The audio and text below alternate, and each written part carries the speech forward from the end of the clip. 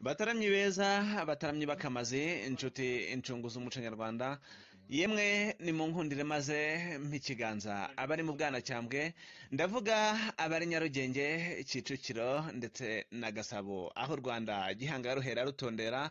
Inshuti ncungu rero muri mu Buriza, mu duce twa Rulindo y'ubu ndetse n'Umugambazi, yemwe abari mu Mbogo muri Gasabo, ye ku nkomoko y'u Rwanda, ye muragahora n'ibisabo bicunda abarambije abarambiwe bagiye kuko nibyo, ye abari mu Buganza rero iyo za Kayonza bose mbaheteye ikiganza, kandi Rwamagana, yemwe Rwamagana muhorana Imana i Rwanda, abari kandi mu Gisaka, ye aho za Ngoma na Kirehe n'uduce tumwe twa Rwamagana mbaheteye ikiganza ngira nti nimuhorana Imana. Mu Ndorwa, ndavuga Indorwa aho ngaho Nyagatare y'ubu, abari Nyagatare, abari mu Gatsibo k'Imitoma, aha handi Ruganzu, Kidateri cya Mutabazi, aho yimiye ingoma maze u Rwanda akarugeza aho turubona ubu, akarwagura akarurwanirira bishoboka.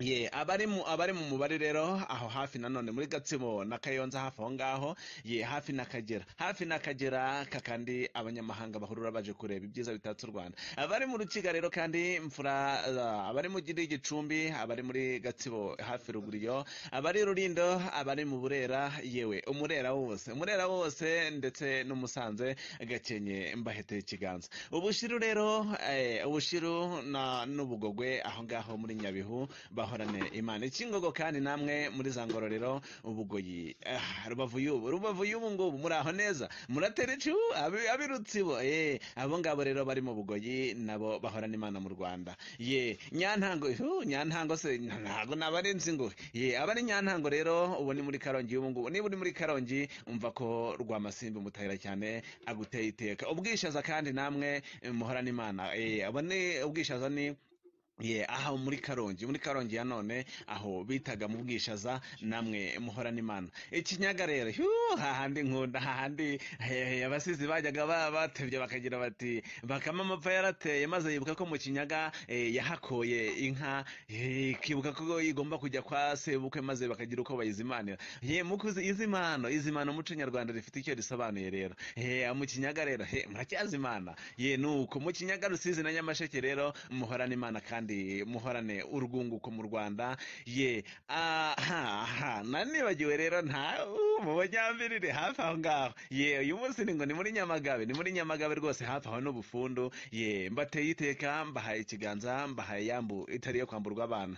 Nyaruguru hakaba bataravye ibyahamye, hakaba mutaravye nkunda, ye Semutambana Shakwe Nyamuberwa n'Inkinirwe. Ye ndavuga wa mugabo wa wundi koko, ubuza urugamba kubiha, utaganira ashaka kurwana nkamukunda nkakunda. Ye ariko reka, ye mu Buyenzi cya gice cy'epfo ya Nyaruguru y'epfo, ye zanshira aho ngaho za Kivu, muri aho neza muratera icumu.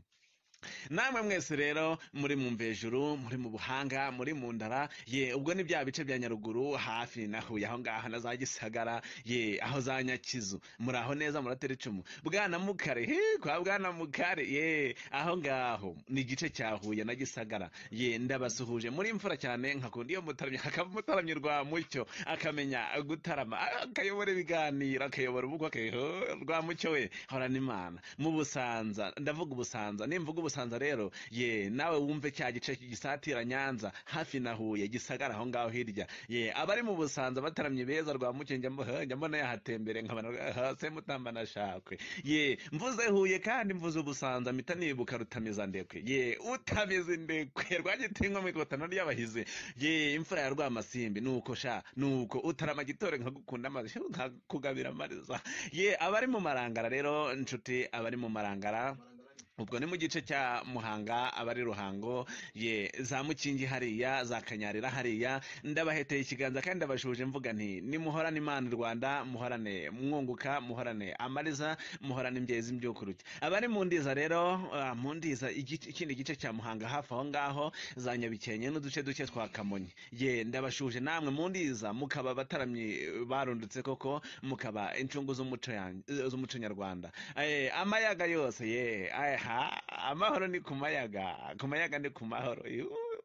byumva uhora akaharirimba maze akahavuga byinshi byiza, maze abo mu Bufundu, abo mu Ruhanga, abahe twese tugasuhukira mu mayaga. Nimvuga amayaga rero wumve igice cya Kamonyi y'epfo, wumve za Muhanga aho ngaho, wumve Ruhango, utambi kugere Nyanza, ukebanure muri za Gisagara. Ibyo bice byose rero ni igice cy'amayaga.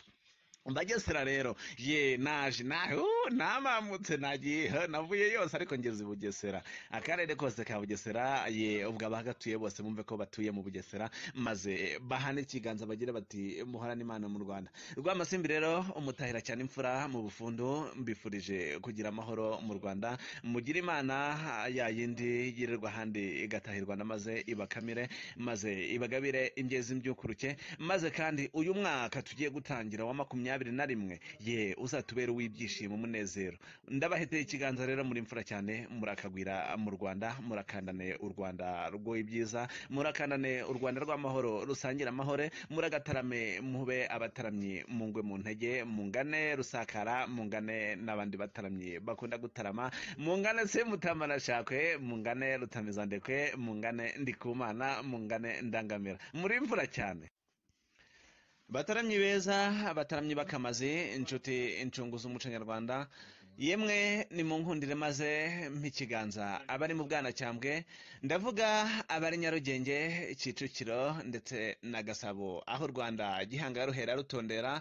Inshuti ncungu rero muri mu Buriza, mu duce twa Rulindo y'ubu ndetse n'Umugambazi, yemwe abari mu Mbogo muri Gasabo, ku nkomoko y'u Rwanda, muragahora n'ibisabo bicunda abarambije, abarambiwe bagiye kuko nibyo. Abari mu Buganza rero iyo za Kayonza bose mbaheteye ikiganza, kandi Rwamagana, yemwe Rwamagana muhorane Imana Rwanda. Abari kandi mu Gisaka, aho za Ngoma na Kirehe n'uduce tumwe twa Rwamagana, mbaheteye ikiganza ngira nti ni muhorane Imana. Mu Ndorwa, ndavuga Indorwa aho ngaho Nyagatare y'ubu, abari Nyagatare, abari mu Gatsibo k'Imitoma, aha handi Ruganzu Kidateri cya Mutabazi, aho yimiwe ingoma maze u Rwanda akarugeza aho turubona ubu, akarwagura akarurwanirira bishoboka. Abari mu mubare rero aho hafi nanone muri Gatsibo na Kayonza, hafi aho ngaho, hafi n'Akagera kakandi abanyamahanga bahurura baje kureba ibyiza bitatse u Rwanda. Abari mu Rukiga rero kandi mfura, abari mu